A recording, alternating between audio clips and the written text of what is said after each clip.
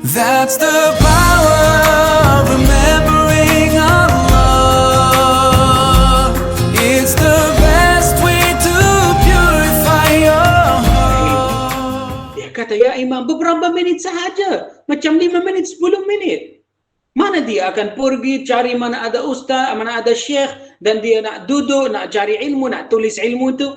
Al-Imam Malik dia kata, saya tidak tahu satu amal-amalan yang salih yang lebih baik pada cari ilmu, menuntut ilmu. Dia yang sangat tinggi. Tidak ada. Siapa yang dia kata tidak ada? Syekh pada Imam Syafi'i, bukan saya. Bukan orang yang biasa. Bukan orang yang ilmu dia macam sikit. Ni imam. Ilmu dia sangat besar. So terakhir sekali, lepas dia cari ilmu, dia baca banyak buku, terakhir sekali dia dapat cari ilmu satu amal-amalan yang sangat besar, ganjaran dia sangat agung sebenarnya. So maknanya kita orang Islam diperlukan untuk cari ilmu, untuk tahu mana ada amal-amalan yang ganjaran dia sangat besar. Okey, dan alhamdulillah saya dah kumpul kepada semua. Okey, ambillah. Ni saya ada bagi tahu tentang 2 amal-amalan yang salih yang boleh amalkan dia dekat 10 hari yang terakhir. Okey, kita akan sambung ke amalan yang ketiga, ialah baca atau bacaan 2 ayat yang terakhir daripada surah Al-Baqarah. Amana ar-rasulu bima unzila ilayhi min rabbih, dan yang terakhir la yukallifullahu. Kalau kita nak tengok, dia macam separuh muka surat. Boleh baca dia di dalam 1 minit, 2 minit maksimum. Okey, apa ganjaran dia? Ada apa pahala dia? Okey, ambillah hadis ni, hadisun sahih. Rasulullah bersabda, man qara'a akhir ayatain min suratil Baqarah, okey, kafatah. Sesiapa yang dia baca 2 ayat yang terakhir daripada surah Al-Baqarah, dia cukup kepada dia. Rasulullah sebutkan kafatah. Ulama kita, okey, alim ulama kita, mereka cari apa makna kafatah? Apa makna cukup kepada dia? Ya ke? Apa ni cukup kepada dia? Terakhir sekali, ulama kita mereka kata, kafatah maksudnya cukup kepada dia untuk qiyamul lail. Allahu Akbar. Maknanya kalau kita tak solat, macam tak dapat, atau kita macam sakit, atau macam tertidur, atau tak apa-apa ya reason yang berlaku kepada kita, tapi terakhir sekali kita baca 2 ayat sahaja itu sebelum tidur, selepas tidur. Sebab Rasulullah bersabda, man qara'a akhir ayataini min surah Al-Baqarah fi lailatin, di dalam 1 malam. Malam itu maksudnya daripada solat maghrib sampai solat subuh. So boleh baca 2 ayat itu selepas solat maghrib, ataupun selepas solat isya, sebelum tidur, selepas tidur, semasa kita tengah makan sahur, apabila. Tapi kena sebelum subuh. Di antara maghrib sampai subuh. Bila-bila, tak ada masalah. Dia akan baca tu. Kalau kita tak hafal 2 ayat itu, tak ada masalah. Kita buka mushaf, buka Quran, surah Al-Baqarah, ni surah yang pertama, atau boleh kata surah yang kedua daripada Al-Quran. Buka, pergi sampai muka surat yang terakhir. Akan jumpa amana Rasulullah yukallifullah. Bacalah 2 ayat itu sahaja. So apa ganjaran dia? Oh, kafatah. Dia cukup kepada dia macam macam dia dah buat qiyamul lail 1 malam sebenarnya. Okey, ni amal-amalan yang saya boleh nasihat kepada semua. Yang ketiga.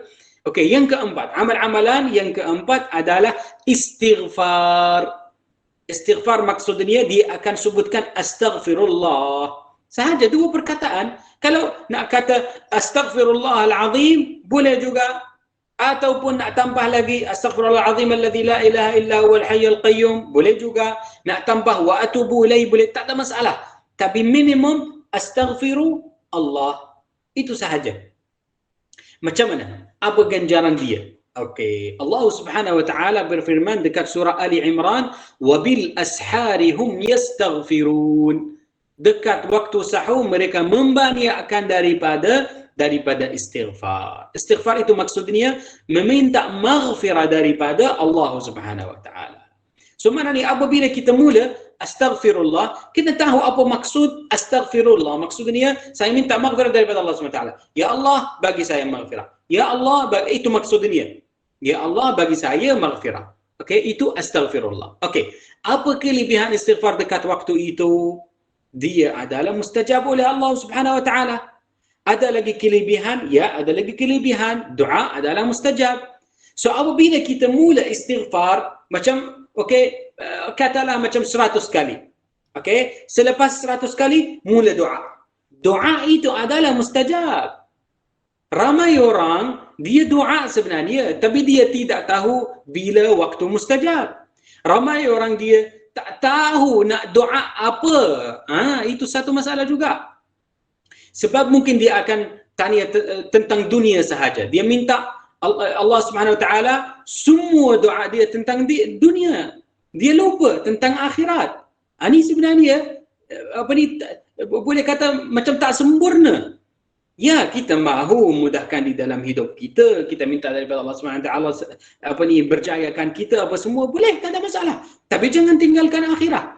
Jangan lupa tentang akhirat. Sebab akhirat itu yang al-baqi, dia akan tinggal. Dan apa yang ada di dalam dunia, dia adalah fani, fana sebenarnya di sini.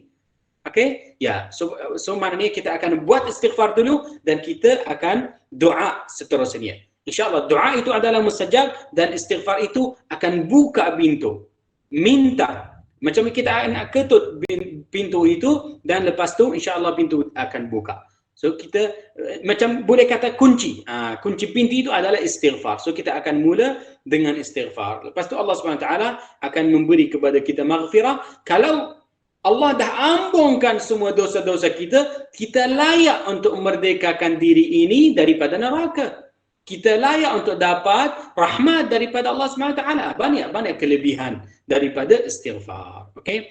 Lagi satu. Okey, ini tadi yang saya bagi tahu yang keempat. Yang kelima.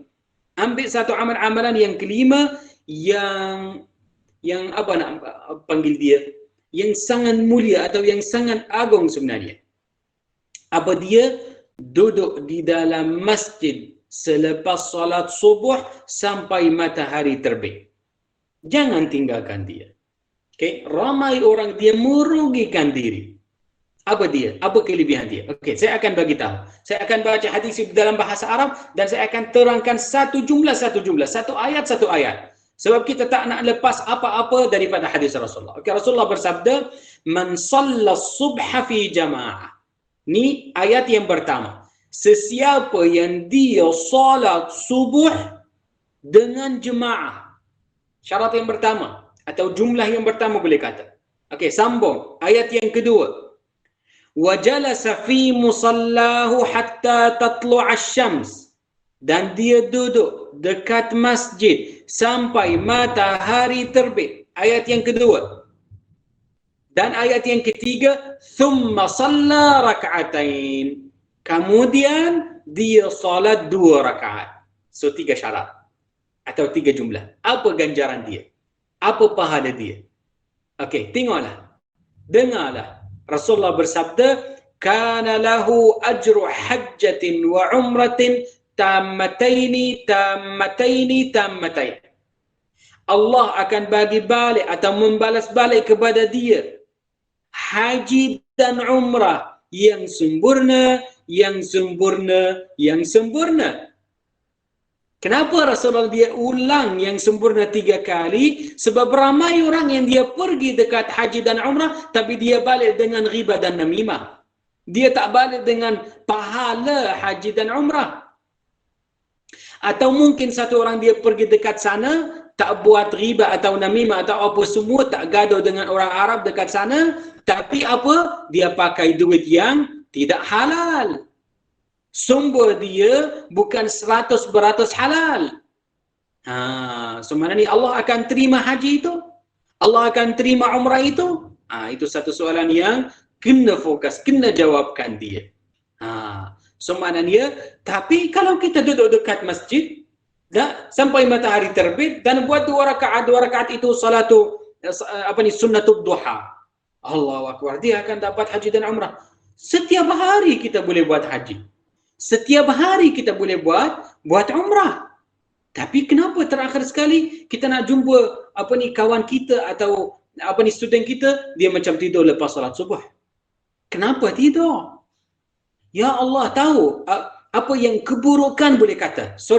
Apa keburukan orang yang dia tidur lepas subuh? Semua berkat daripada hari dia hilang. Rezeki dia kurang atau mungkin tak dapat rezeki. Perkataan itu bukan daripada saya, daripada Sayyidina Ali bin Abi Talib. Sayyidina Ali bin Abi Talib dia kata, "Ajibtu li rajulin yurzaqu ba'da asy-syams." Yang bermaksud, saya rasa takjub daripada atau pada orang yang dia tidur lepas salat subuh, mana dia akan dapat berkat, mana dia akan dapat rezeki. Sebab sebenarnya rezeki kita, bila Allah membahagi rezeki kita lepas salat subuh. So sesiapa yang dia tak hadir dekat masjid untuk salat subuh, mana dia akan dapat nasib dia? Mana dia akan dapat bahagian dia? Mana akan dapat rezeki? Tak dapat. Sebab apa? Sebab dia tak hadir. Mungkin satu orang dia akan tanya, tapi Ustaz, ramai orang yang mereka tak datang ke salat subuh tapi rezeki mereka masih bersambung. Ya, rezeki mereka masih bersambung tapi tidak ada berkat dekat sana. Dia dapat rezeki tapi mungkin dia kurang. Mungkin dia banyak reason sebenarnya, banyak masalah yang tak nampak. Daripada zahir dia boleh kata banyak, boleh kata rezeki masih bersambung, tapi yang batin dia, yang mendalam dia, kita tidak tahu. Okay? So maknanya kita kena fokus di atas benda ni. Jangan tidur lepas subuh, langsung. Dan cuba kalau boleh buat 3 syarat itu. Dan 3 syarat itu, ramai orang dia rasa macam senang nak dapat dia, sebenarnya tak senang. Kalau ni yang pertama, man shalla subha fi jama'ah.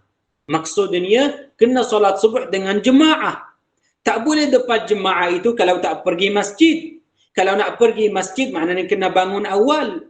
Bangun awal maknanya kena jalan ke masjid. Kalau satu orang dia bangun lewat, apabila dia sampai masjid, jemaah dah habis.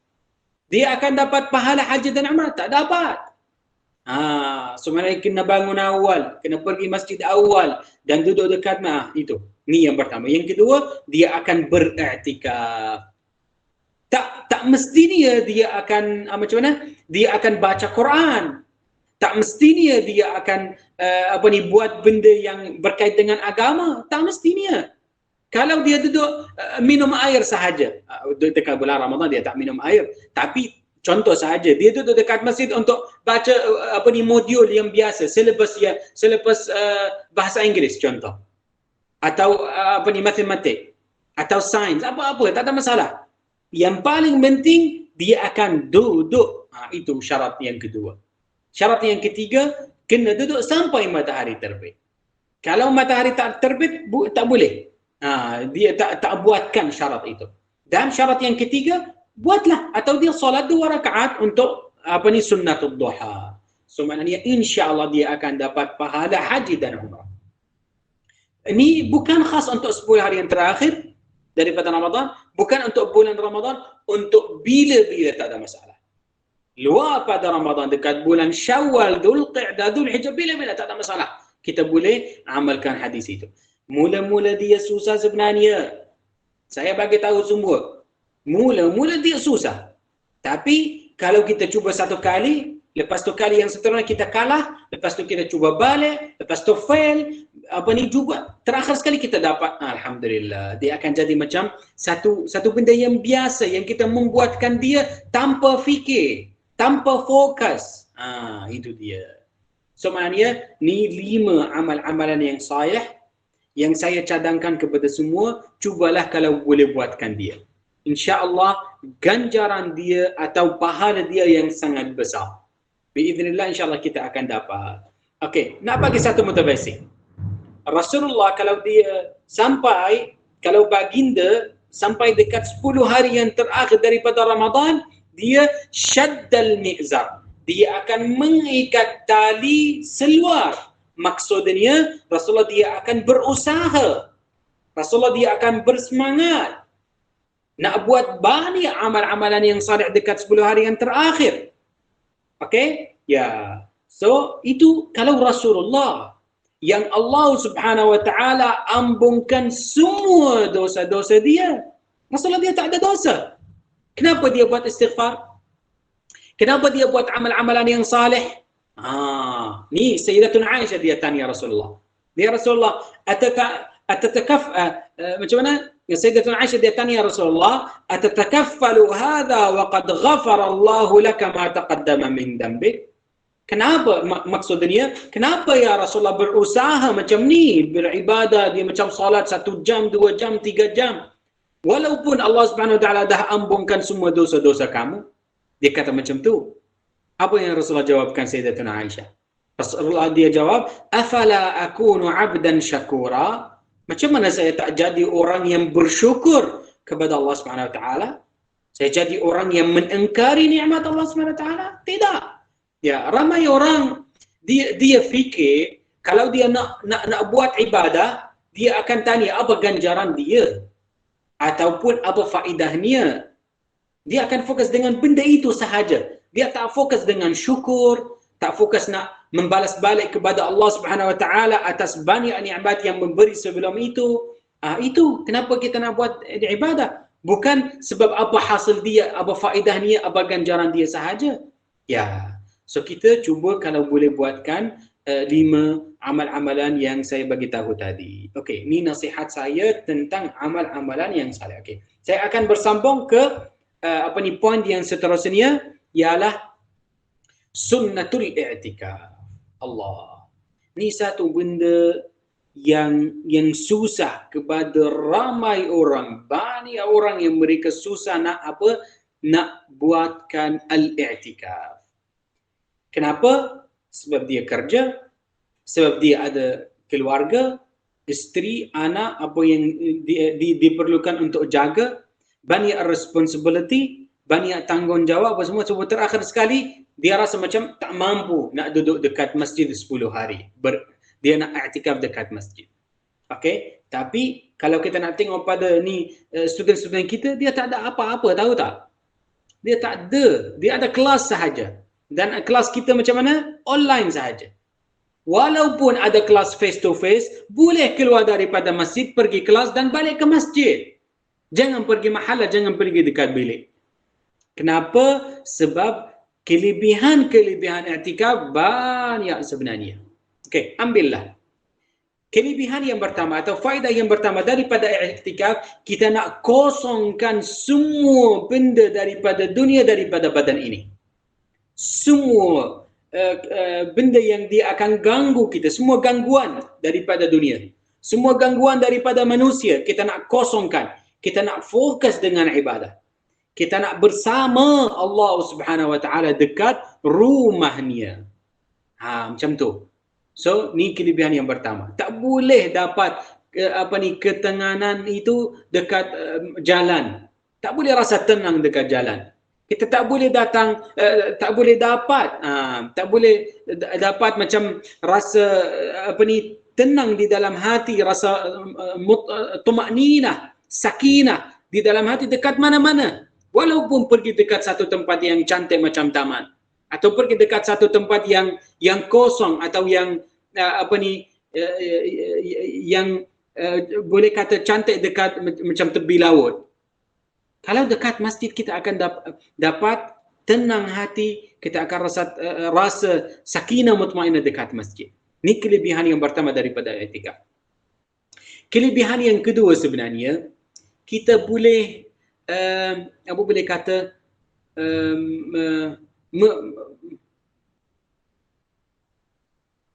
kita boleh macam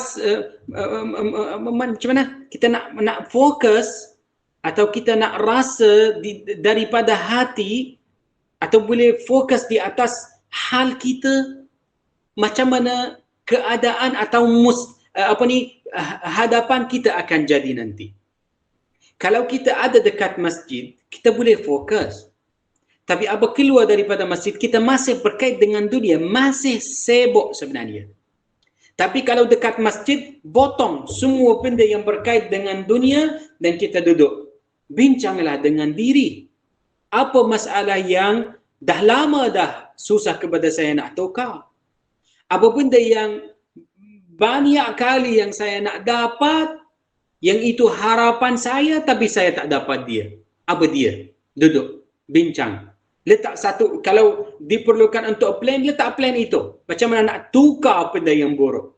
Letak satu plan, macam mana kita nak dapat tujuan-tujuan atau objektif yang baru di dalam hidup kita. Dia akan tolong kita semasa kita ada di dalam keadaan i'tikaf. Okey? Ada banyak kelebihan.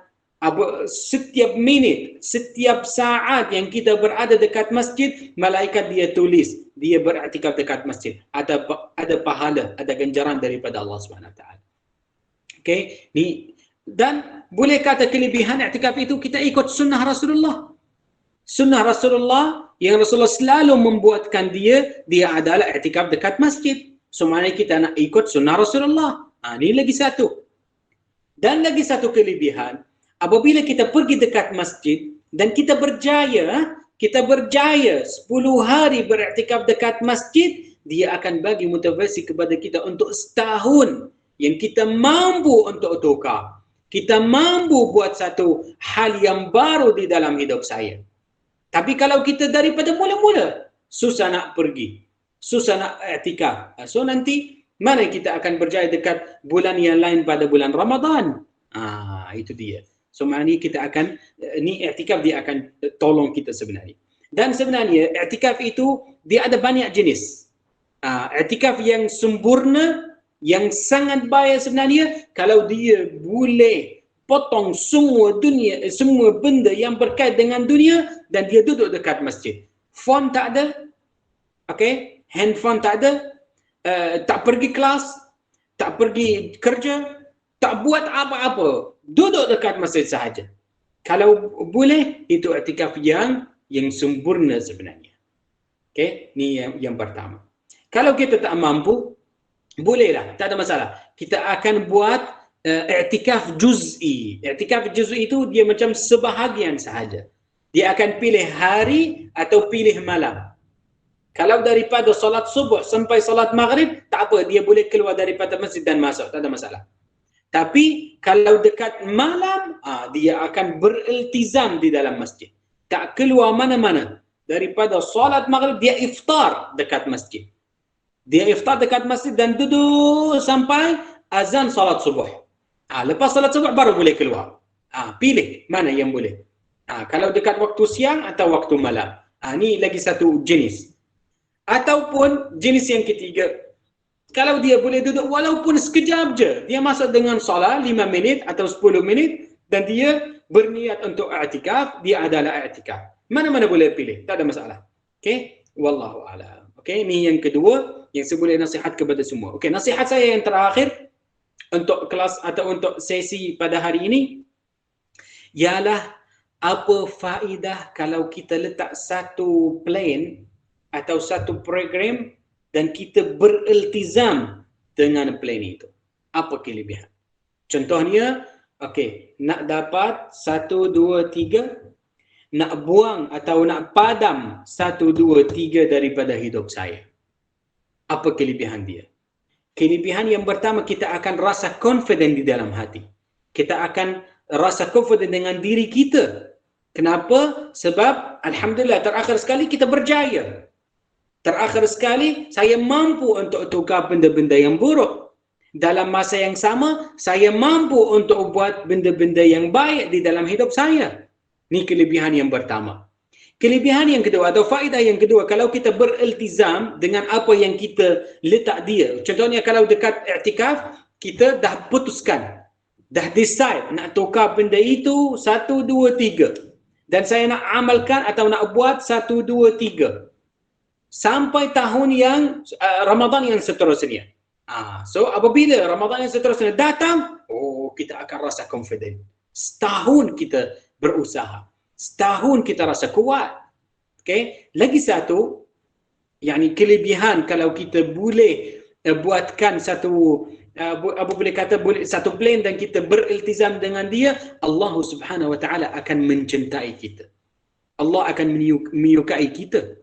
Kenapa? Sebab kita berusaha fi sabilillah, kita rasa sakit tapi kerana Allah, kita bersabar fi sabilillah. So terakhir sekali apa? Allah akan menyukai kita. Allah akan mencintai kita. Kenapa? Sebab kita mujahadah. Walladzina jahadu fina lanahdiyannahum subulana. Yang bermaksud ayat itu daripada surah Al-Ankabut.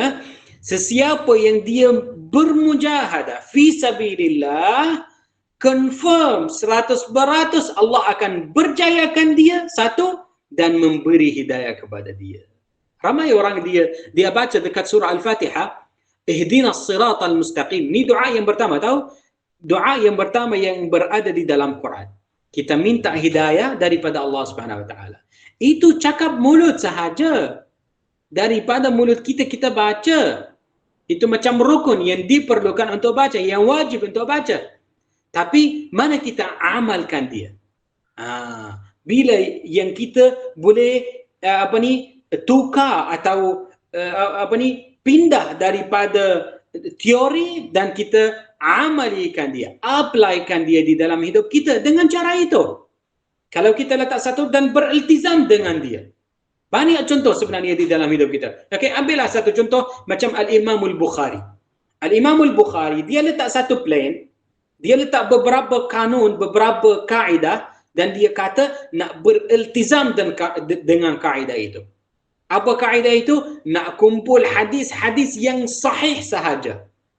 Kalau kita nak tengok, itu benda yang senang sebenarnya. Tapi apabila nak buatkan dia, nak mencipta fikrah itu, susah sebenarnya. Tak senang nak pilih hadis yang sahih sahaja. Tapi terakhir sekali, dia dapat satu buku yang sangat benar selepas Kitabullah, selepas Al-Quran. Ya, sebenarnya kepada kita sama juga. Kalau kita letak beberapa benda dan kita beriltizam dengan dia, insya-Allah terakhir sekali kita akan dapat satu buah atau satu hasil yang sangat besar. Okey. Faedah yang terakhir ialah kalau kita letak satu plan dan kita beriltizam dengan dia sampai Ramadan yang seterusnya dan kita dah achieve, dah dapat, dah hasilkan, itu satu alamat yang Allah terima Ramadan daripada kita. Ini satu soalan yang ramai orang dia tanya, macam mana kita nak tahu Allah Subhanahu wa taala terima Ramadan daripada kita atau Allah Subhanahu wa taala menolak? Kalau nak tahu, tengoklah pada keadaan kamu selepas Ramadan. Kalau kita nak tahu, tengok adakah Allah Subhanahu wa taala berjayakan kita kepada satu amal-amalan yang salih yang baru atau kita kembali keadaan yang sama macam sebelum Ramadan. Tengok. Ini satu alamat. Okey, contohnya satu orang dia pergi haji. Okey? Dia pergi haji, satu amal-amalan yang salih, dia pergi dekat sana dan dia balik. Okey, apabila dia balik sini, dia balik dengan keadaan yang sama. Tak pergi solat subuh. Dia tidur lewat, bangun lewat, tak ada ikhlas dekat amal dia, ataupun dia tak ada kualiti dekat kerja dia. Dia kembali dengan keadaan yang biasa, dia membuatkan dia sebelum haji itu, sebelum haji. So, ada faedah daripada haji dia? Itu soalan. Tak ada sebenarnya. Tak ada. Amal-amalan yang salih yang dia akan push kita, dia akan tolak kita untuk ubah diri, tukarkan semua benda yang tak elok sebenarnya. Itu satu alamat. Okey, apa dalilnya? Mungkin satu orang dia akan tanya, okey sah, bagi saya dalil. Okey, dalilnya ada dekat surah Asy-Syarah. Tahu surah Asy-Syarah? Alam nashrah laka sadrak wa wada'na 'anka wizrak. Okey, sampai ayat yang sebelum terakhir. Fa idza faraghta fansab. Apabila kamu dah kosong atau dah siapkan amal-amalan yang salih, insab, mulalah amal-amalan yang salih yang baru. Itu dalil dia. Dalil dia daripada surah Asy-Syarah, fa idza faraghta fansab. Allah Subhanahu wa taala tak sebutkan fa idza faraghta fatawaqqaf, berhenti. Tak. Idza faraghta, kalau dah siap, dah habis amalan macam ni 10 hari yang terakhir atau bulan Ramadan apa semua, fansab, mulalah amal yang salih yang baru sebenarnya. Macam tu. So maknanya kalau kepada kita, cubalah kita akan sambung dengan amal-amalan yang salih. Cuba kalau kita boleh mencipta atau fikir atau sambung dengan amal-amalan yang seterusnya. Okey, saya akan bagi satu motivasi tentang benda yang saya sebutkan dia tadi. Motivasi dia, kelebihan kita selalu mula amal-amalan yang salih, selalu mula, selalu mencipta, selalu bersambung. Kelebihan dia, kita boleh dapat husnul khatimah sebenarnya. Kalau kita berhenti, mungkin kita tak sambung atau kalau kita tak sambung dengan amal-amalan yang salih, mungkin kita akan jadi sibuk dengan amal-amalan yang batil, bukan amal-amalan yang salih sebenarnya. Sebab tahu Allah Subhanahu wa taala mencipta badan kita atau mencipta orang manusia, dia tak boleh duduk macam tu. Dia kena sibuk, dia kena menyibukkan diri dengan satu benda. Tapi benda itu, yang baik atau yang buruk, kita akan pilih. So kalau kita tak pilih yang baik, nanti nafsu kita, syahwat diri kita, dia akan push kita dengan benda yang tak elok sebenarnya. Yang buruk punya. Pilihlah. Allah Subhanahu wa taala bersabda, "Wa hadainahun najdain." Kita ada dua cara, dua jalan sahaja. Tak ada jalan yang ketiga atau cara yang ketiga, tak ada. Ada hak dan batil. Ada yang benar, ada yang tibu atau yang tak baik. Itu sahaja. So kalau kita tak menyibuk diri dengan benda yang baik, nanti terus diri kita atau karakter kita, dia akan pergi dengan benda yang tak elok atau benda yang buruk sebenarnya. Okay, so maknanya cubalah, jangan tinggalkan. Okay, habis satu program, mula dengan program yang baru. Habis satu amalan, boleh. Tak mestinya kita akan mula dengan amalan-amalan yang baru. Tak payah. Kalau kita ulang amal-amalan yang salih yang sama banyak kali, boleh, tak ada masalah. Yang paling penting di sini, kita tak berhenti. Itu maksud dia sebenarnya. Kita tak berhenti, kita bersambung sampai insya-Allah kita dapat husnu al-khatimah. So sekarang kalau kita buat macam tu, insya-Allah kita akan dapat dua-dua sebenarnya. Bukan yang kita dengan cakap mulut saja, Allahumma inna nas'aluka husnal khatimah. Tapi kalau kita nak tengok macam mana dia amalkan dia, tak amalkan dia. Amalikan dia kalau kita apa? Kalau kita selalu mulakan amal salih yang seterusnya. Wallahu a'lam. Okey, itu sahaja untuk pada hari ini. Saya minta maaf kalau ada beberapa benda yang tak jelas ataupun benda yang saya ulangkan dia daripada siri-siri yang sebelum ni, tapi saya rasa insya-Allah apa yang saya bagi tahu, insya-Allah dia akan tolong kita untuk dapat manfaat atau dapat faedah daripada 10 hari yang terakhir daripada Ramadan. Okey, terima kasih banyak, jazakumullahu khairan. Itu sahaja daripada saya. Kalau ada apa-apa soalan boleh tanya.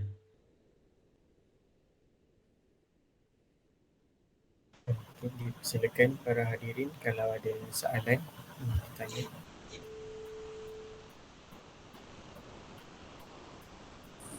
Assalamualaikum Ustaz. Salam, na'am Syah. So I have a question. Whenever we want to start doing something good, we always have some sort of like negative feeling that we are not going to make it. It's not going to be istiqomah. So how do we start with that? Okey, jazakallahu khairan. Okey. Tentang benda-benda yang buruk yang kita selalu takut nak buatkan dia sebenarnya, yang paling penting di sini macam mana kita nak membesarkan takut pada Allah Subhanahu Wa Taala. Okey. Kalau nak tanya sesiapa macam mana nak takut pada Allah Subhanahu Wa Taala, dia akan kata takut pada neraka. Okey, boleh. Ada lagi satu? Ada. tahu satu benda yang selalu dia akan menakutkan kita adalah Allah Subhanahu Wa Taala tak mencintai kita. Satu, Allah tak mahu tengok pada kita. Itu yang sangat sedih di dalam hati. Okey, saya akan bagi contoh daripada hidup. Macam mana kalau ibu dia tak nak cakap dengan kita? Atau ibu tak mahu tengok pada kita? Apa kesusahan dia? Susah, betul tak? Macam mana kita rasa sakit atau rasa sedih di dalam hati? Kenapa ibu yang saya mencintai, yang banyak kelebihan, banyak benda yang dia bagi, banyak sacrifice kepada kita sebelum ni, bagi dekat kita, terakhir sekali dia tak mahu bercakap dengan saya. Apa kesusahan dia? Apa keberatan dia kepada kita? Sama kalau Allah Subhanahu Wa Taala. Sesiapa yang dia buat maksiat kepada Allah Subhanahu Wa Taala, Allah tak mahu tengok pada dia. Allah tak mahu bercakap. Kalau dekat surah Al-Hajj, Allah Subhanahu Wa Taala berfirman, qala khsa'u fiha wa la tukallimun. Ahli neraka mereka cuba nak bercakap dengan Allah Subhanahu Wa Taala, tapi Allah Subhanahu Wa Taala jawabkan mereka, ikhsa'u, janganlah bercakap, wa la tukallimun, dan jangan bercakap dengan saya. Itu sebenarnya dia akan menakutkan diri kita, menakutkan hati. Okey, lain pada neraka, lain pada kita tak akan duduk, kalau dekat neraka duduk dengan Abu Jahal, orang yang kafir, orang yang musyrik, ataupun at least kita tak dapat nak duduk dengan Rasulullah, dengan sahabat Rasul. Apa ni benda? So kalau kita ingatkan semua benda itu, dia akan tolong kita untuk menjauhi pada semua maksiat. Wallahu a'lam. Okey, barakallahu fiik Syekh Ashraf. Terima kasih. Allah harapnya Terima kasih Ustaz. Okey. ada soalan lain ke?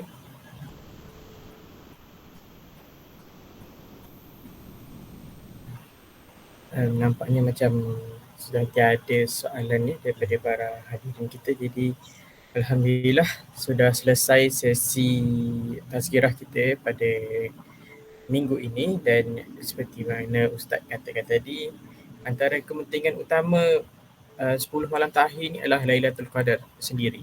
Jadi dengan Lailatul Qadar, dengan adanya Lailatul Qadar tu sepatutnya sudah menjadi satu pemangkin ataupun satu semangat bagi seorang Muslim itu untuk melakukan lebih baik di bulan Ramadan ini. Dan pelbagai cadangan juga Ustaz dah bagi tadi, antaranya ialah jangan tinggalkan solat dengan imam, sekurang-kurangnya buatlah dengan imam yang walaupun laju tapi kita buat juga dengan dia.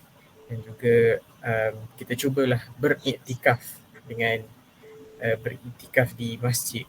Tak kiralah beriktikaf sepanjang hari ataupun beriktikaf hanya pada waktu malam ataupun beriktikaf pada waktu lapang sahaja. Asalkan kita beriktikaf supaya kita mendapat barakah daripada iktikaf tersebut. Dan juga kita sentiasalah beristighfar, kerana istighfar itu kita meminta maghfirah daripada Allah, dan insya-Allah Allah memberi kelapangan dan kemudahan kepada kita dalam menjalani kehidupan kita. Dan kita perlu juga sentiasa beriltizam dan sentiasa istiqamah dalam diri, kerana ia membantu kita meningkatkan keyakinan diri, confidence, dan juga insya-Allah Allah akan menerima Ramadan kita dan Allah akan menyukai kita dan kita berada dalam kalangan yang dilindungi Allah, insya-Allah. Jadi saya rasa setakat itu sahaja rumusan saya, dan insya-Allah kita akan bertemu di sesi terakhir pada minggu hadapan. Dan insya-Allah kita bertemu di sesi akhir minggu hadapan, dan insya-Allah kita dapat manfaat daripada keseluruhan 4 sesi kita pada bulan ini, dan insya-Allah kita dapat memperbaiki diri kita dan kita dapat istiqamah dalam sentiasa perbuatan baik kita. Dan saya rasa insya-Allah. Dan saya rasa setakat itu saja pada hari ini. Masisondele,